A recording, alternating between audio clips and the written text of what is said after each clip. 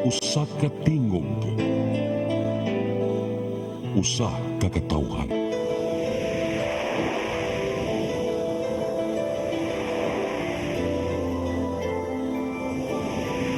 Cebu Catholic Television Network.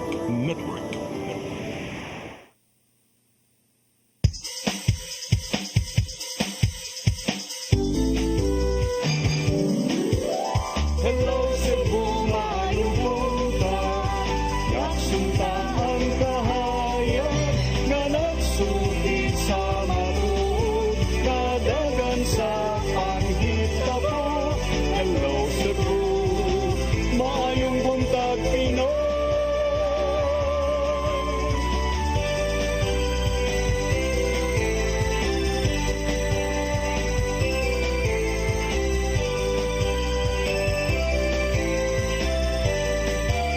Ang katutulungan sa mga katawhan. Hello Cebu, hello Cebu, maayong buntag Pinoy, maayong buntag Pinoy, maayong buntag Pinoy.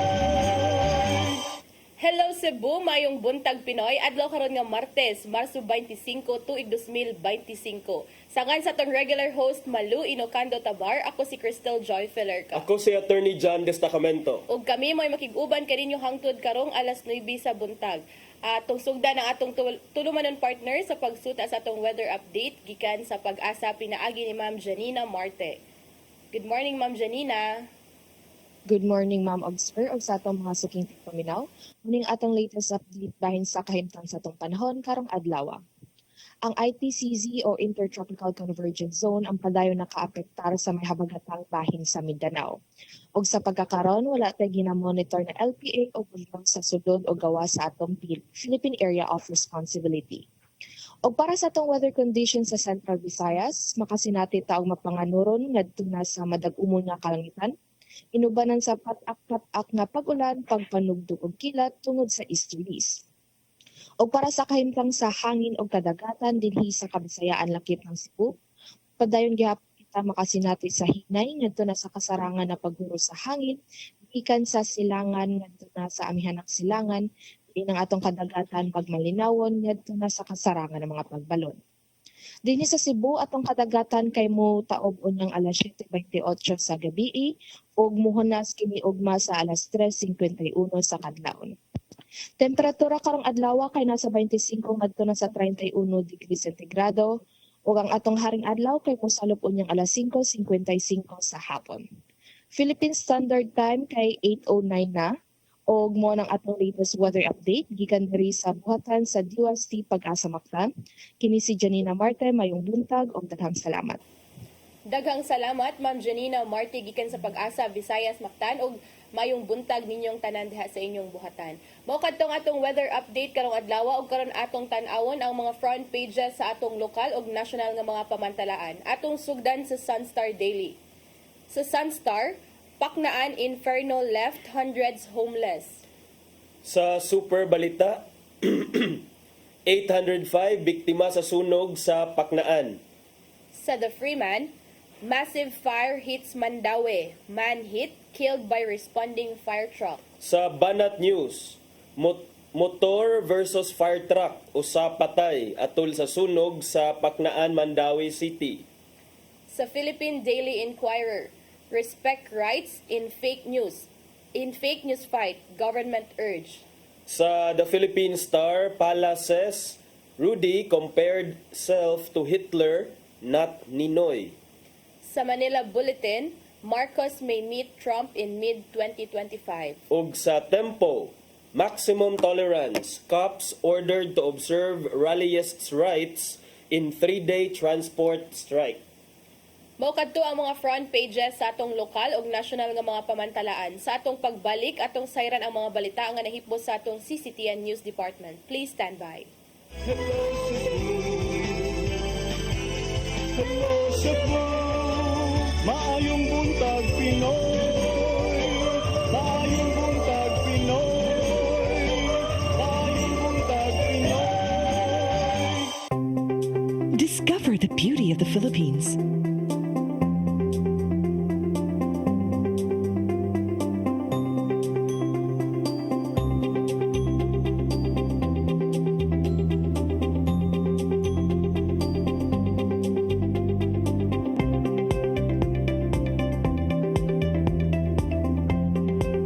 With Philippine Airlines, the country's flag carrier.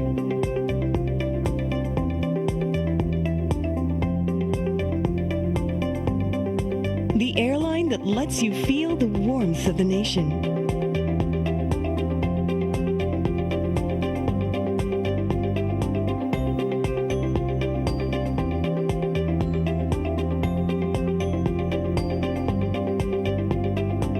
Mabuhay!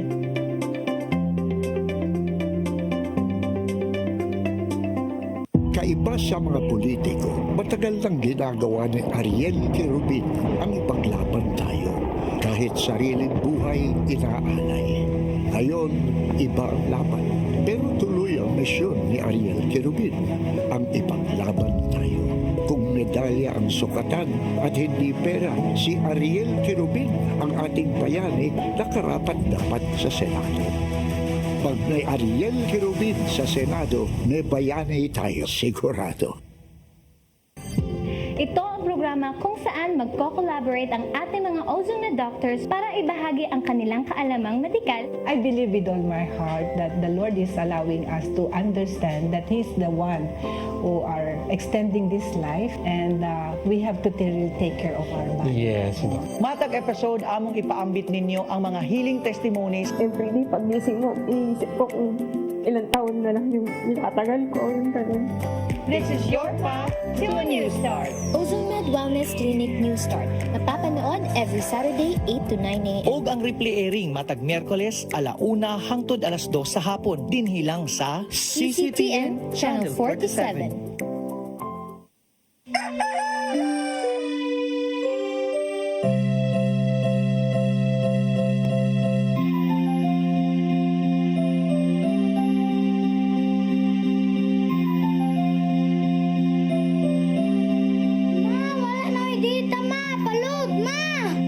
Sorry ma'am, na-late ko.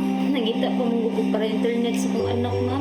Ay, wala na yung problema. Pag-sinisibo! Sinisibo, sinisibo. For your internet connection.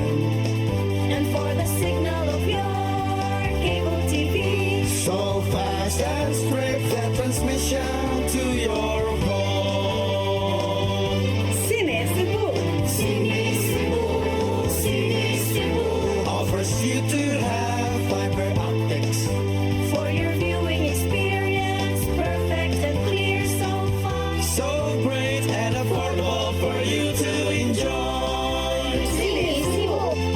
Cebu Television Network Incorporated offers fiber to the home broadband internet bundled with fiber to the home cable TV connection. Cebu Television Network Incorporated with its operation in Metro Cebu and the whole province of Cebu soon. And affordable for you to enjoy. Sinisibo! Hello Cebu. Hello Cebu.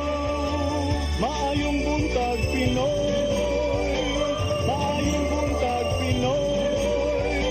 Maayong buntag Pinoy.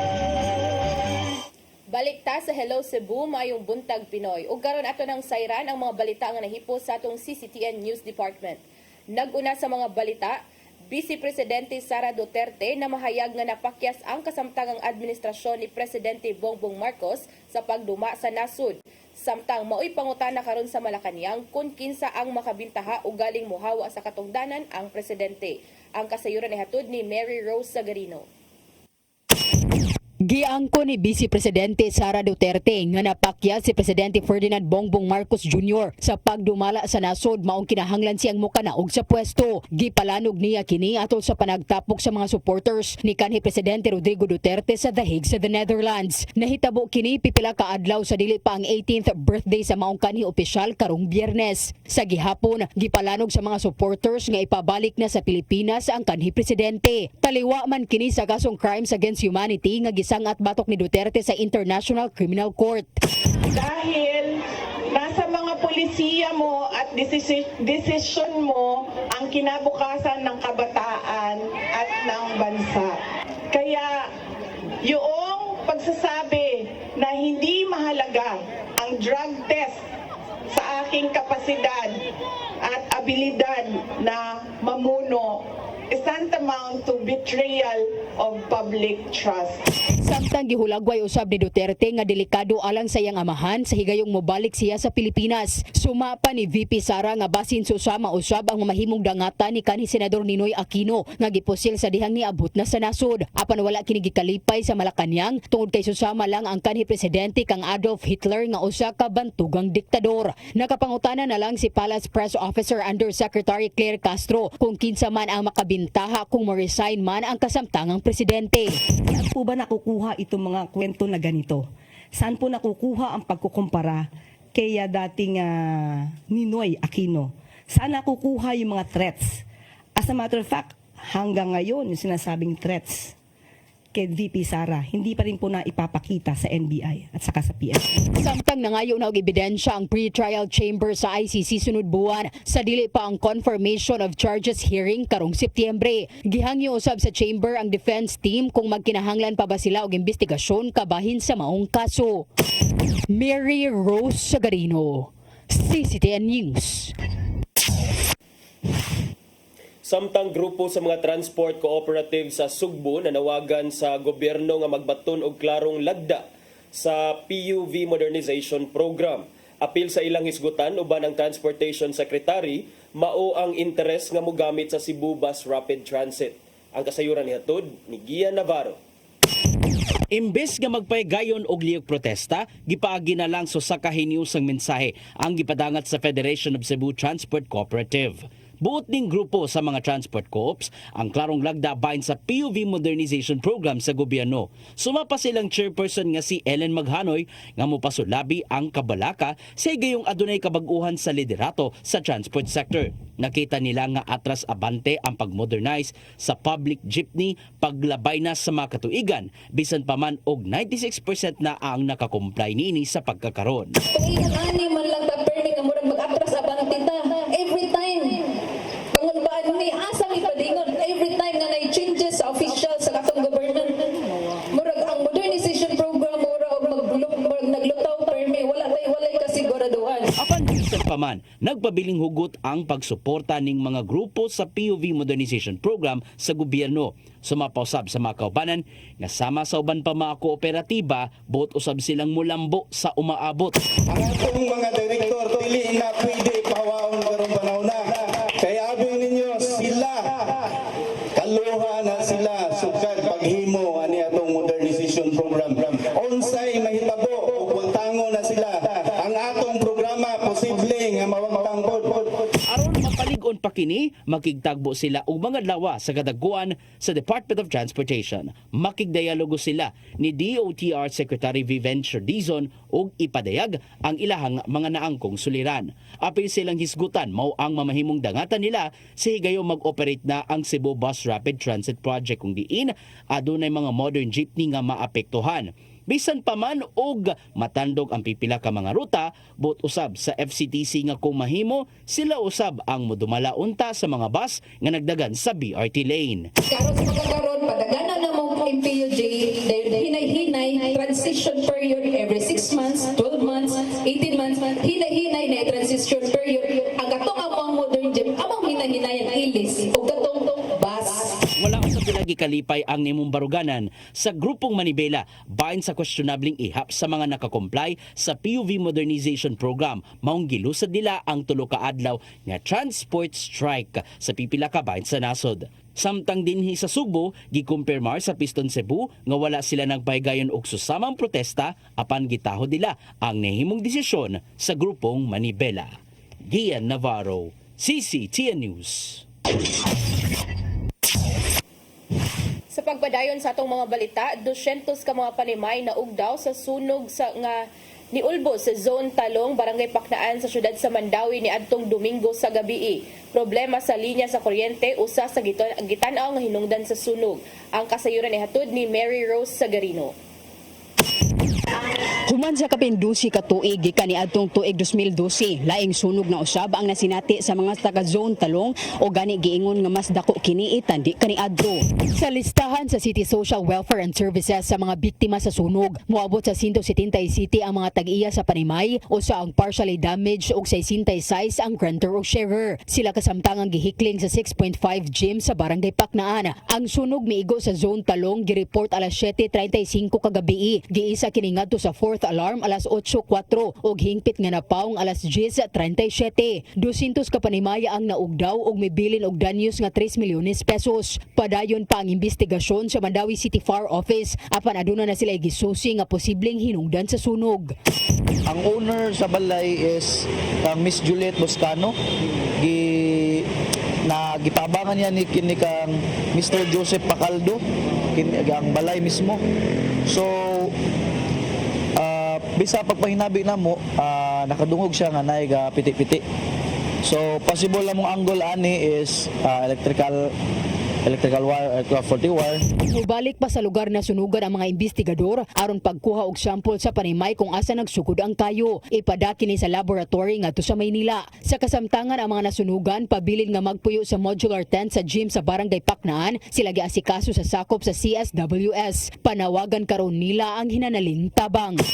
Financial assistance din wan sa bata nya kaning materials para sa makabalik ng tukod ba. Matod ni Carla Victoria Cortez, ang City Public Information Officer, nagipadali na ang paghatag sa pinansyal nga ayuda. 10,000 pesos ang ihatag sa tag-iya sa Panimay, samtang 5,000 pesos sa renter o sharer.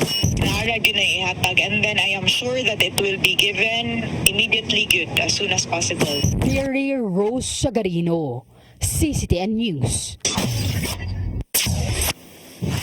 Sa pagpadayon sa itong mga balita, leader sa usa ka gun for hire group ug kauban niini lakip na ang hitman sa kaatbang niini nga laing gun for hire group nadakpan sa subsub nga operation sa kapulisan sa Dakbayan sa Sugbo. Sila pulos nangangkon nga nakapatay na og mga drug personality sa tag 30,000 pesos ngadto sa 60,000 pesos nga bayad gikan sa ilang amo. Ang kasayuran ni hatod ni Arnold Bustamante. Tungod sa subsub nga anti-criminality operation nga gihimo sa kapulisan sa Dakbayan sa Sugbo, nasikop nila ang leader sa usa ka gun for hire group ug ang usa ka sakop sa kaatbang nini nga grupo nga mitugan nga responsable sa mga kaso sa shooting sa milabay nga buwan ug semana. Ang mga hitman nga nadakpan gila nga sila nga Wilfredo Pulugon Nadera, 23 anyos taga sitio Kamagong Barangay Lahog, nga giila nga leader sa Nadera gun for hire group ug ang membro nini nga si Gerson Tapere, 25 anyos taga Paradise 2 Barangay Kinasangan sa Dakbayan Sugbo, ug si Mark RG Ibo alias Garan, 38 anyos, taga Sambag 2, sakop kini sa Gibo Gun for Hire. Mato ni Police Colonel Enrico Figueroa, ang hepe sa kapulisan sa Dakbayan sa Sugbo, nga ang leader sa matag grupo dunay amo nga naa sa sulod sa bilangguan, nga mo nay mumando sa hitman ini, nga likidahon na kadto nga mga drug personality nga walay bayad sa illegal nga druga. That's pa yung kanilang leader. Pero yung kanilang membro at saka yung nasa kabilang grupo, pamisa-misa nagkukulay ba, nagsasagwatan sa ibang trabaho. So ano nangyayari, yung grupo na hindi nakaka-accomplish sa kanilang trabaho o sa kanilang binibigay na project, yun, nagkakaroon sila ng aksyon na ipinapapatay na nila.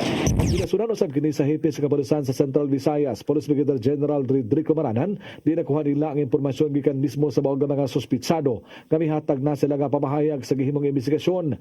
Gani sa tanan nga mga biktima sa nang labay nga mga shooting incidents, puros doon ni record nga nadakpan sa kaso sa illegal nga drugas ug gituhuan nga nadudahan sila nga mga police informants lakip na niini ang dakong utang nila sa illegal nga drugas nga may hinungdan nga gipahipos na sila silang amo. Tama ka, sapagkat yung mga victim ng recent shooting incidents natin sa Cebu City ay pawang mga drug personalities, mga drug pushers yun.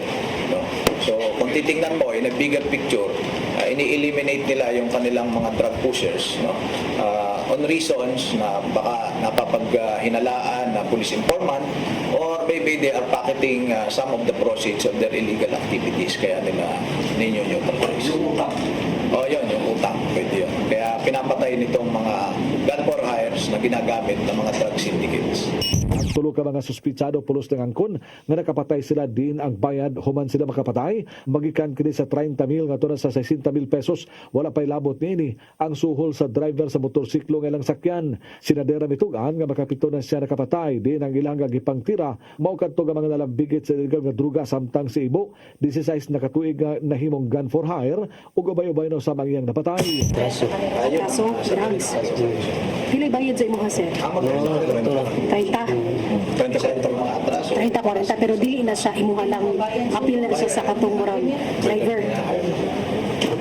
Imuha ra aso magsolo ra ka imo sa diay sa crime. Ganun sud buka na sir.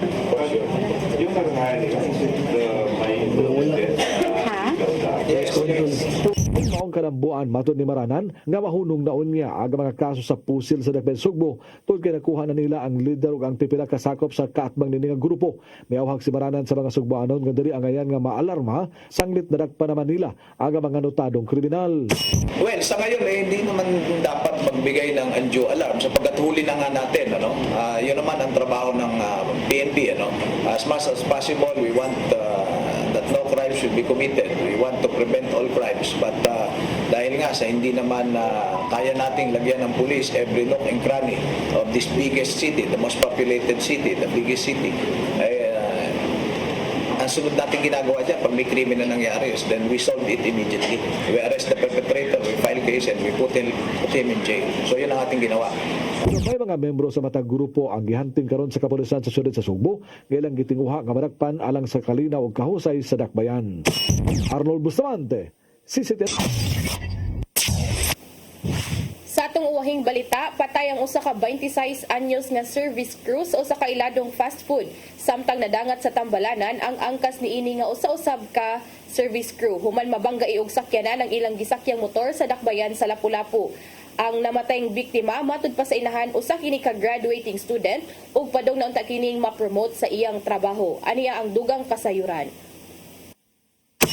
Patay ang usa ka 26 anyos nga babay human mabangga og sakyanan ang gisakyan niining motor sa Changi Road, Barangay Look, Lapu-Lapu City niadtong Sabado, Marso 22, pasado alas 5 sa buntag. Ang biktima giilanga si Ruthlyn Libradilla, residente sa Suong, Barangay Mactan. Usa siya ka working student og nagtrabaho isip service crew sa usa ka inilang fast food. Samtang nagpaalim karon sa tambalanan ang angkas niini nga si Sophie Miinot, 21 anyos, kinsa usa-usab ka working student og service crew gihapon sa susamang fast food. Ang suspect usa ka 23 anyos nga lalaki ug usa kini ka bank teller nga nagpuyo ra gihapon sa susamang dakbayan. Matod ni Police Lieutenant Colonel Christian Torres, ang spokesperson sa Lapu-Lapu City Police Office, nga parehong anaa sa managlahing direksyon ang mga biktima ug suspect. Ang mga biktima padung nauntang mo duty ato sa maong higayuna. Samtang ang suspect padung nang mopauli gikan nag-inom. Apa ni counterflow ang suspect hinungdan sa pagkabangga niini sa motorsiklong gisakyan sa duha ka mga biktima nga niresulta sa ilang pagkalagpot. Mato head-on collision considering ang kaning sakyanan is ni counterflow padung sa sakyan sa motor. Matong head-on yun sila, then wala nang katong babae, puro man babae ang sakay yun. Katong driver sa motor is mato'y nagrabihan, matong dead on arrival yun siya ng hospital. So, kaning usa niya nga back rider is service cruiser nga babae is daghan siya nga balik sa iyang lawas. Tugang usab ni Lieutenant Colonel Torres nga nagpositibo sa alcohol breath test ang suspect. Kaganihang buntag, ang 23 anyos nga suspect napasakaan na og kasong reckless imprudence resulting to homicide, reckless imprudence resulting to damage to property ug kasong kalapasan sa Republic Act No. 10586 o ang Anti-Drunk and Drug Driving Act. Samtang gibutyag ni Emeline Libradilla, inahan sa namatayng biktima, nga dili pa sila makadawat sa nahitabo sa ilang anak, ilabi na usa kini ka breadwinner. Mas lisod dawaton para kaniya ang panghitabo, ilabi na nga graduating sa kursong criminology sa usa ka universidad si Ruthlyn, ug karong maso 30 unta ma-promote na kini pagka-manager sa iyang trabaho. Sa pag-eskwela niya, working siya. Antud nga karon nga mag-graduate siya. Nagitagaan ang tani siya og kanang kuan sa Jollibee by promote ang tani siya karong 30. Manager. Manager niya pagkauman. Mag-graduate tay pagid siya mo nang hinayangan jud ko niya ma'am. Sakit kay sa mumbot ng ang anak ma'am breadwinner para sa akong pamilya. Crystal Joy Felerca, CCTN News. Mao kadto ang mga balita nga nahipos sa atong CCTN News Department ngayon nakita kagahapong adlaw sa Sayre 47. Sa atong pagbalik maghisgot na kita og pipila ka mga isyu nga manginlabot ang lungsod ug ang nasod. Please stand by. Hello Cebu, maayong buntag Pinoy. Maayong buntag Pinoy. Maayong buntag Pinoy. Discover the beauty of the Philippines.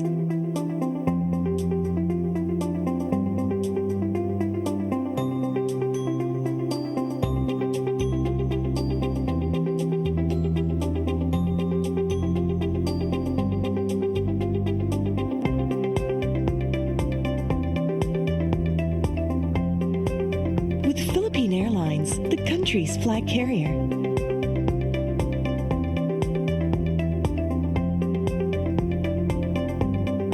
The airline that lets you feel the warmth of the nation.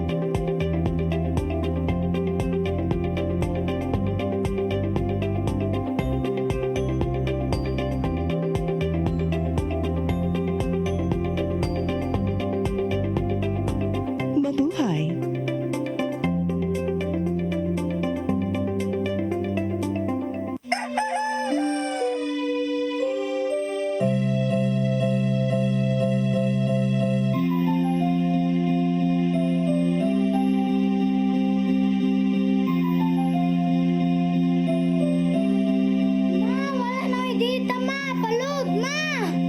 Sorry ma'am, na-late ko. Nagita pa mong gusto para internet sa kong anak ma'am. Ay, wala na yung problema. Pag-sinisibo. Sinisibo, sinisibo. For your internet connection. And for the signal of your cable TV. So fast and straight the transmission to your home. Sinisibo. Sinisibo, sinisibo. Offers you to have fiber optics. For your viewing experience, perfect and clear so far. So great and affordable for you to enjoy. Cine Cebu Television Network Incorporated offers fiber to the home broadband internet bundled with fiber to the home cable TV connection. Cine Cebu Television Network Incorporated with its operation in Metro Cebu and the whole province of Cebu soon. And affordable for you to enjoy. Sinisibo. Ito ang programa kung saan magko-collaborate ang ating mga ozone na doctors para ibahagi ang kanilang kaalamang medikal. I believe with all my heart that the Lord is allowing us to understand that He's the one who are extending this life and we have to take care of our body. Yes. Matag episode, among ipaambit ninyo ang mga healing testimonies. Every day, pagising mo, iisip ko kung ilang taon na lang yung nakatagal ko o yung ganun. This is your path to a new start. Ozone Med Wellness Clinic New Start. Napapanood every Saturday 8 to 9 a.m. Og ang replay airing matag Miyerkules 1:00 hangtod 2:00 sa hapon dinhi lang sa CCTN Channel 47.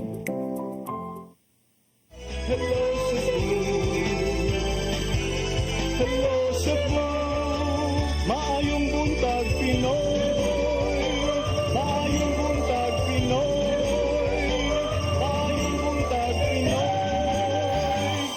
Balik ta sa Hello Cebu, maing buntag Pinoy alang sa itong mga pag-isgot-hisgot karong buntaga partner niya atong isgutan una partner ding sunog na itabo in tao dito sa Paknaan diin may resulta kini siya sa pagka-display sa kapin 800 ka mga individual niya misangpot pa sa kamatayon sa usa ka call center agent partner kay dihang nagkabangga man ang iyahang motorsiklo sa usa ka responding of fire truck. Kay katupart kita to video ato pagkakuan partner pagkahitabuan na. Wala ko Naman nakita. to ni kuan ato. Kuan mo to partner ka ng Saman. Saman. katong pag Domingo ang fire mo nagsugod mga alas 7 unya sa base sa dashcam nahitabo to mga 8 ka pin so kato ang pag-respond ato na nato sa 4th alarm status ang sunog sa Paknaan. So possible pero ambot lagi ka nang ingana partner Bob nanay mga ni sirin man gud to partner, ni tingog man gud to kay syempre emergency ba yan na dapat beta na mo giveaway no mo bisag although bisag sa aton lane partner go na dapat gud ka mo giveaway gud sa kanang mga fire trucks, mga ambulance. Pero nga itong high partner kay ni murag ang signal mo sa iya to kay go. Sumutong ni go pod na ang katong motorista. Tulo kuan nagsulod man sila partner tulo ka buok. Ya siya ang ikatulo. But siya sadly naabtan man siya sa fire truck. Nay mga nag-ingon base sa mga pag-post atong video partner sa comment section nga kanang naka-break daw to siya but na-slide and ito pagka-slide niya dito mo nalatayan siya sa fire truck but kana dili pa pud na sure kay nagpadayon pa I guess ang investigation regarding ana kung unsa gay nahitabo kung nabangga ba ni ang kaning motor rider or nalatayan ba gud ni sa fire truck. Ako kuan ko partner sulti ko partner kabahin sa experience ana bitong wa man tay problema nga kanang kung ikaw fire truck ka or fire brigade mo, of course natural ra man gina nga time is of the essence, so kinahanglan mo makaabot sa inyohang respondihanan nga sunog or emergency at the fastest possible time. Pero tan-awon sad nimo ang sitwasyon sa karsada, I think dili ka exempt gihapon sa pag-exercise sa imong diligence just because nag-drive ka og kining mga emergency vehicles. Kay nakatry ko partner diha ako nag-drive sa may Inayawan. I think this was last Saturday man siguro ni Saturday or Sunday sa hapon niya. Nasa toy sunog sa near Inayawan partner niya. Dahil ang kanarabang karsada sa Inayawan partner although two-way road na siya pero igo ra jud makaigo ang mga sakyanan niya. Gagmay partner. Karon partner ang mga responding fire trucks kusog lang gyapon. Ako na notice nga kusog gyapon kaayo sila mudagan. And again, wa tay problema nga kusog kay nakasabot ta pero imo sang i-consider ang sitwasyon nga kining sikit kaayo ang kuan, sikit kaayo ang mga ang agianan nya kining daghang possible nga mga motorista or mga pedestrians or mga molupyo lang sa kilid sa daan nga pwede gyud nimo masimplangan or pwede nimo kining side swipe ba tungod sa imong pagdali-dali kay kini noon tungod sa tong pagdali-dali mo resulta na hinuon sa maani nga maamong na hinuon, and then in our effort to save life kita na hinuon ang nakakutlo sa kuan. Mao lagi mo dito sa kuan sa fire scene although dako kay tong sunog but wala ray natala dito nga nakalas but sad to say diri sa usa ka pag-responde sa usa ka fire truck dito hinuon 9 hitabong disgrasya. Inoda partner so okay mao din ni siya katong girespondihan kining panghitabo sa fire truck versus motor diha ni nahitabo partner sa intersection sa AC Cortez Street ug Plaridel Street sa Barangay Cambaro, Mandawi City. Nahitabo mga alas 9 sa gabi diha sa niadto miaging Domingo. Nya ang pangan sa namatay in town nga call center agent nga 23 anyos partner mao si Juan Paulo Mindo nga nagdrive sa iyang motorsiklo apan na latayan kini sa nagresponde nga mga nga fire truck. Matod ni Police Lieutenant Colonel Mercy Villaro sa Mandawi City Police Office partner nga ang maong fire truck driver voluntarily ni surrender na ni siya partner sa kapulisan o posible nga mga atubang og kasong reckless imprudence resulting in homicide and damage to property kay naguba man sad ang motor sa maong biktima. Nya base sa CCTV footage nga na-retrieve gikan sa crime scene partner nga ang fire truck kuno katoy mong giingon nga on ang siren niya partner nagsireno ni siya nya milabang ni siya sa red light nya si Mindo ang katong call center agent nga nagdrive sa iyang motorsiklo milabang ni siya sa intersection kay green light man. So however ang kapulisan mi remind ni siya sa mga motorsiklo motorcycle drivers ug uban pa mga driver sa bisag unsa nga vehicles nga dapat sad kung na emergency mo yield ka kay kini na amanda ini saya sa highway na din sa crossing, so makaingon ta nga dako-dako ang karsada dili huot. So nigo siya samtang na ay goan. Mo po lang ingon pod sila partner basit lagi ang tendency wala kadungog kay ga-helmet. Pero I guess loud man kay na ang mga kuan sa siren, di ba? So madungog lugod siguro na bisag kay bisag ato sa dashcam gani nga sa sud sa sakyanan nadungog man ganito nga ni siren to ang katong fire truck. So kana siya kining sa mga sides sa mga motorista kinahanglan sa tamo yield kay di ba before tamo hatagan or isyuhan og driver's license sa LTO part ana is naamo gyud nay seminar nya dayon na apay mga written exams nya sa mga seminar partner i-remind yun na ang mga gusto mokuha o mga aplikante og driver's license nga kinahanglan ka kung dunay mga emergency on the road such as an ambulance or kining mga fire trucks nga nagsireno o nagsirin, so kinahanglan ka nga mo giveaway jud ka, muhatag jud kag lugar para niya kay in fact even if go kinahanglan gyud mo stop, makita gyud ta ng mga traffic enforcer nga bisag stop bisag red light siya ipaunag gyud og siguroon jud og pauna ang kinang mga ambulansya ang mga fire trucks kay because of the nature of the emergency. So it was just so unfortunate partner kay kining atong bisag wala untay namatay dito sa actual nga fire site diha sa zone Talong o zone Sili sa barangay Paknaan, Mandawi City ni adtong Domingo sa gabi apan mikalas in town siya og usa ka call center agent.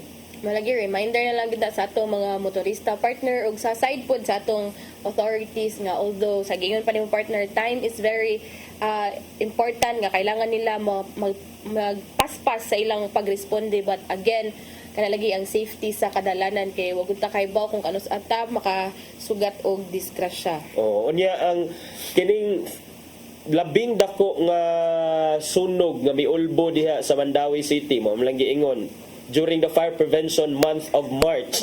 Niapas pa gyud siya partner. Makabase sa tala sa Mandawi City Social Welfare Services, adunay 244 ka mga pamilya or 805 ka mga individual ang naangin tungod aning maong sunog nga 178 mga homeowners, 66 mga renters or sharers. Nya base sa pagbana-bana sa value sa property nga na damage tungod sa fire partner mukabat kini siya og 3 milyones ka pesos. And sa igingon pa po sa Fire Officer 1 partner ni FO1 Neil Amancio, ubay-ubay ba itong mga nahitabong sunog sa Mandawi no karong Fire Prevention Month. Kani daw ang pinakadakong sunog na nahitabo sa Mandawi kung i-compare sa Barangay Mantuyong, Barangay Ibabaw ug Barangay Kanduman. So ikaupat na din nga barangay nga na igo og sunog karon lang na March. Nya doon na say upat ka mga individual ang natala nga na kuan partner na angol tungod sa maong sunog. Tulo nila mga babayi nga nakasinati og breathing difficulty, pagpanakit sa upper body portions og doon na say nasamad sa ilahang BTS. Samtang ang usa ka laki partner dunay samad sa iyahang tiil. So hinuon kining mga naangol nakadawat na ni sila og medical attention unya kasamtangang nagpaalim sa ospital samtang ang mga biktima sa sunog partner diha na ni sila karon mag-star sa evacuation center sa barangay Paknaan diin dunay mga modular tents nga gipang set up alang kanila alang sa ilahang temporary shelter. Pero kuan kay partner dako kayong sunog babat at kung atong tan-awon no dili ba siya mga made of light materials lang mga panimay atong tan-awon mga nabilin mga concrete pa pero grabe kapaspas sa pagdako kuan niya nilanad gid tog padung 3 hours partner kay 7 pagud to niya napaong to totally fire out gid kay 10 kapin na mga 10:27 or 10:37 ba to. And ang usa sa kuan lagi nga hinungdan partner kay linya sa kuryente. Oh. Or Nihilak, common. murag nihilak naman ka pa doon. Mao lagi ni partner ay. Oh, wala bahala na lang jud og kuan kining subawan basta laag is life. Ana Jod. YOLO beta partner. Basta work is life best gihapon. Pero work is life best. Oh. Alam ni kini Kaya makasok tag live tag patay tag Cap Dennis ani. okay ra Sir Dennis, Sir Gian ang reklamo. Daghan ka siyang suwato nung balita og nay mo live usak. Ari ta sa lain atong hisgutan partner gikan sa local at tag national partner ang list. National ug international. Okay. Inana day na. Mura maghagdan.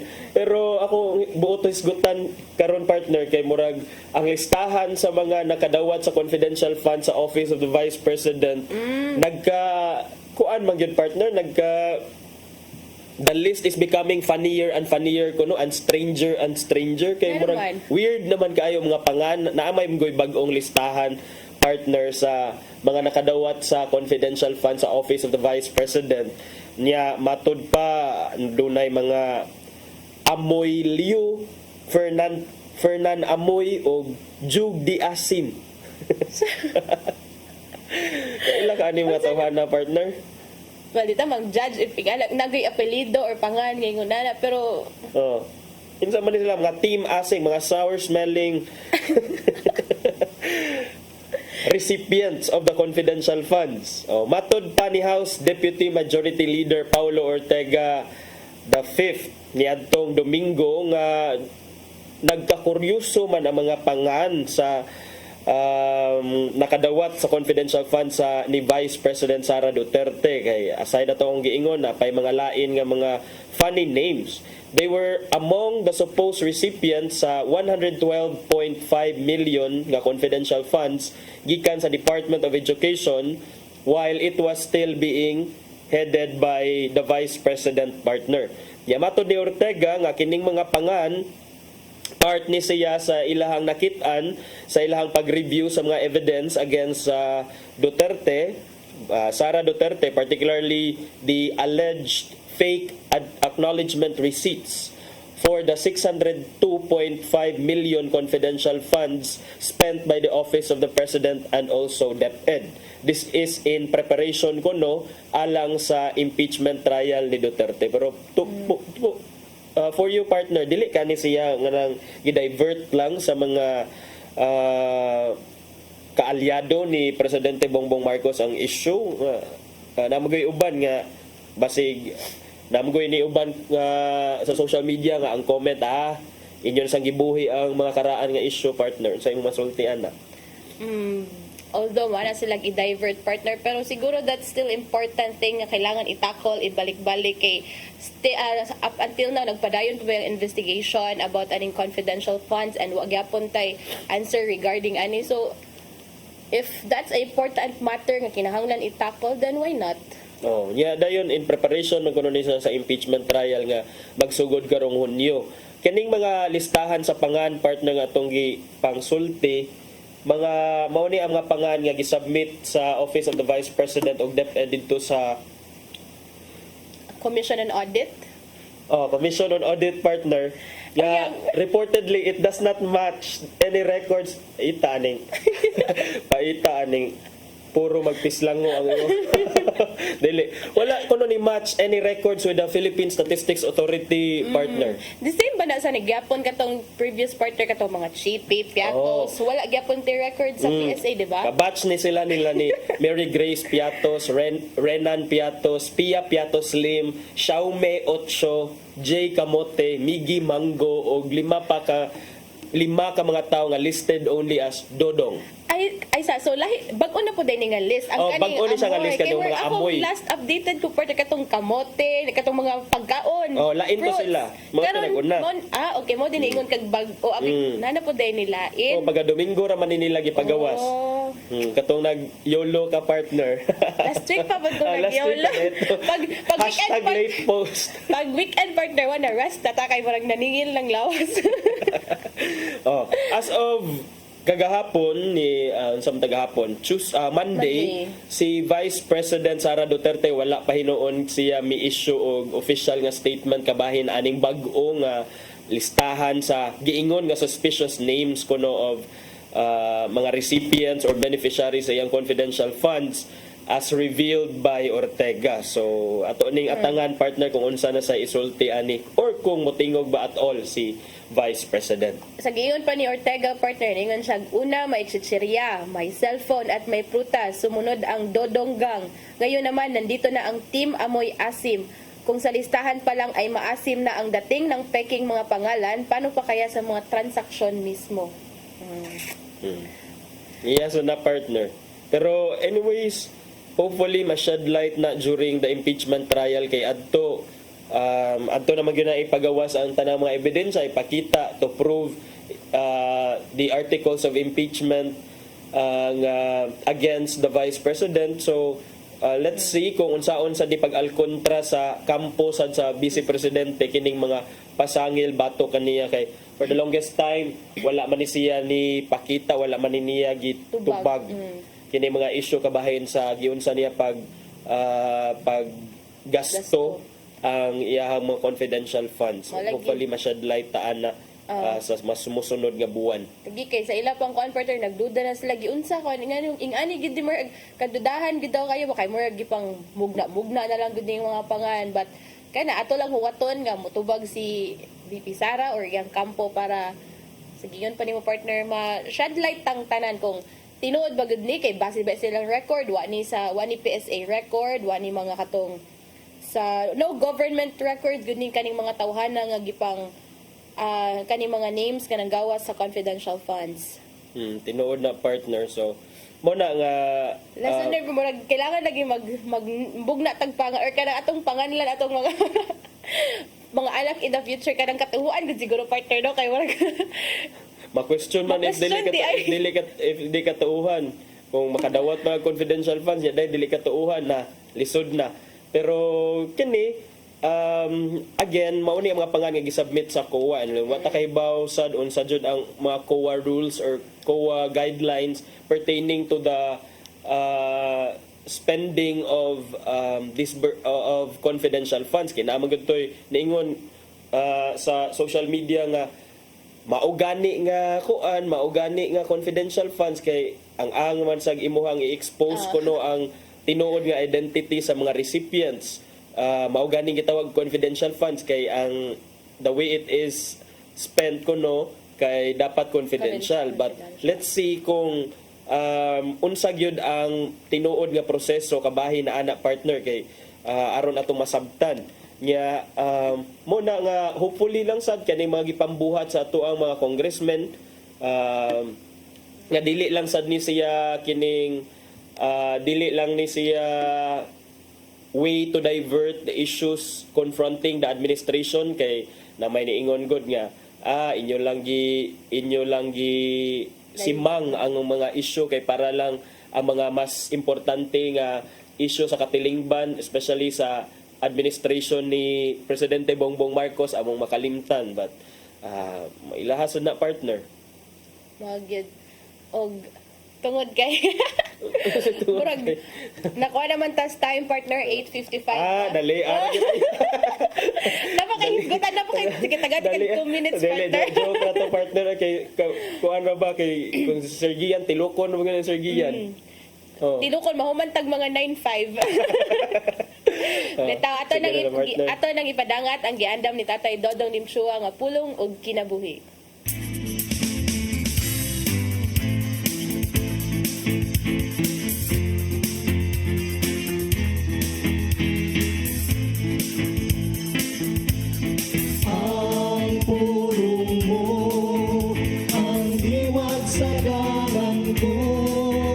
Ngayon, ang atong pagpili og leader sa atong katilingban dili pinagi sa pagdawat og kwarta kundi sa pagampo.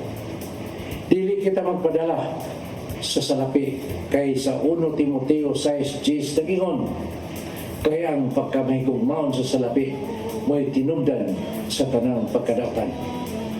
Kung ikaw mudawat o kwarta bayad sa imong pagbutar sa usa ka kandidato, imong gibaligya ang kaugmaon sa imong nasod.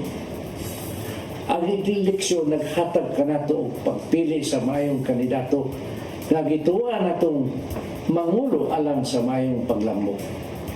Mo nga dili gayon mayo ipasikat sa kwarta ang atong madawat ang pagpili sa kandidato. Dako ang mahimo sa pag-ampo. Gani sa balaang kasulatan, kita gisugo man nga iampo usab ang atong mga leader sa ilang paglingkod sa ilang pwesto.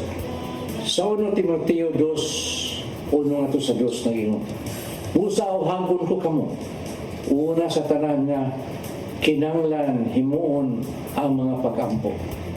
Mga pangalyo po o mga pasalamat ngadto sa Dios alang sa tanang tao, alang sa mga hari o sa tanang nagmando, aron makabaton kita mahusay o malinawong kinabuhi Dios nun o subay sa bayong pamatasan. Maigsoon mo kini ang pulong nga maghatag kanato giyas sa atong kinabuhi. Mag-ampo kita. Langitong Amahan, among ituboy kanimo ang among mga leader. Himuang ang ilang mga kasing-kasing magtinguha lamang sa pagtuman sa imong kabubuton. Panalipdi sila sa mga lingla sa yawa o himuang putli ang ilang tuyo o tumong alang sa katawan. Amen. Sa ngalan sa Ama, sa Anak, sa Espiritu Santo. Ang pulong mo, ang diwag sa dalan ko. Pulong og kinabuhi ni Tatay Dodong Limchua mo'y nagtapos sa atong tulumanon. Daghang salamat, Philippine Airlines. Thank you Archbishop Jose Palma, Nanay Diana Lim Chua ug Tatay Dodong Lim Chua. Daghang salamat usab sa mong news manager Sir Dennis Tabar, sa TOC Sir Robert, Ma'am Inday, Sir Matmat, Miss Mabel ug Ma'am Joanne. Sir Michael, Sir Rodel, Sir Raymond, Sir Bruce ug Sir Ferdy, daghang salamat. Daghang salamat usab sa iyong pagpakiguban ng karong buntaga. Sangan sa atong regular host Malu Inocando Tabar, ako si Crystal Joy Felerca. Ako si Attorney John Destacamento. Hangtod ugma sa programang Hello Cebu, Mayong Buntag, Pinoy.